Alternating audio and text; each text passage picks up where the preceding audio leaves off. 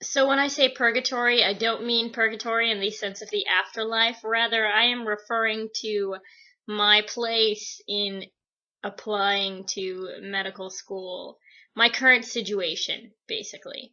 So I'm going to explain why it feels so much like this realm of uncertainty, very terrifying realm of uncertainty.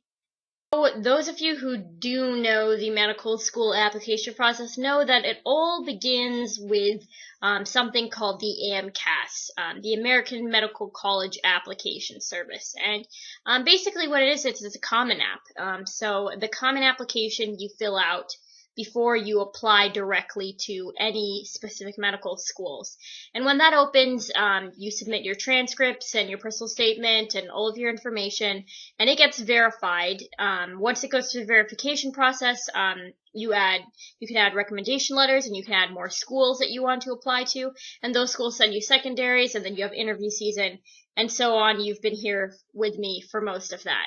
So, basically, what I wanted to say was yesterday, the application system for next year's application process became available, and it will be you can submit it on June 2nd at the earliest for verification. And I think something I've learned through my time doing this whole thing is that early is always better. And so the thing is, even though I am still on the wait list for 3 schools, and I'm still pretty hopeful that maybe I'll hear back, I think that it's probably going to be in my best interest to go ahead and fill out another AMCAS. And that's kind of ridiculous because that's actually going to be my 3rd AMCAS. My first AMCAS I finished and completed, but by the time I got to the secondary application part of the process, I had gotten my MCAT score back and decided that the gap year was going to be the best thing. But, this last AMCAS cycle, I went through with the whole thing, and we ended up here, and so I think I'm going to have to start redoing that. And I think it took me a little while. I think last week I tried to mentally prepare myself for the possibility of this happening. So every day it was like, I might get an acceptance today, and if I don't, I need to be ready to complete another AMCAS application just in case. And the reason I need to complete it immediately for next year, and if I don't get in this summer, I can't wait another year, is because the MCAT exam is undergoing some major changes, and my score on the version of the exam that I took is only valid for this next application cycle, or at least that's what I was told by a representative at an admissions office. So I need to get on it basically right away.